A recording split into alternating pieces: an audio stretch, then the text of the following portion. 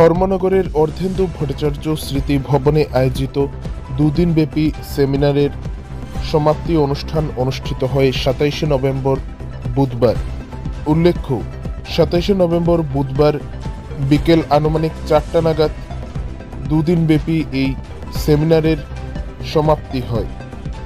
উল্লেখ্য, রাজ্য সরকারের এডুকেশন দপ্তরের directorate of Kokborok and other minority ল্যাঙ্গুয়েজেসের উদ্যোগে মূলত development of Bishnupriya Manipuri language ভিস সার্ভিস ন্যাশনাল এডুকেশন পলিসি ২০২০ কে কেন্দ্র করে একটি সেমিনার অনুষ্ঠিত হয় দুদিনব্যাপী, যেখানে এই অনুষ্ঠানের শুভ উদ্বোধন করেন ধর্মনগর পুর পরিষদের চেয়ারপারসন মিতালি রানী দাস সেন।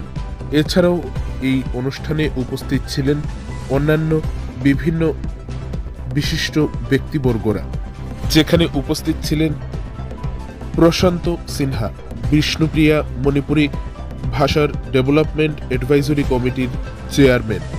দুদিনব্যাপী এই সেমিনারের প্রথম দিনের শুরুতে একটি র্যালি বের হয়, যে র্যালিটি ধর্মনগর শহরের বিভিন্ন পথ পরিক্রমা করে।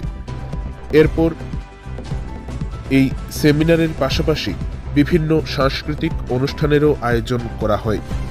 এই সেমিনারে মূলত বিষ্ণুপ্রিয়া মণিপুরি ভাষাকে আরও কিভাবে উন্নত করা যায় এবং বিষ্ণুপ্রিয়া মণিপুরি ল্যাঙ্গুয়েজের বিভিন্ন ডেভেলপমেন্ট কিভাবে ন্যাশনাল এডুকেশন পলিসির মাধ্যমে করা যায় সেই সকল বিষয়ে বিস্তারিতভাবে আলোচনা করেন উপস্থিত বিশিষ্ট ব্যক্তিবর্গরা।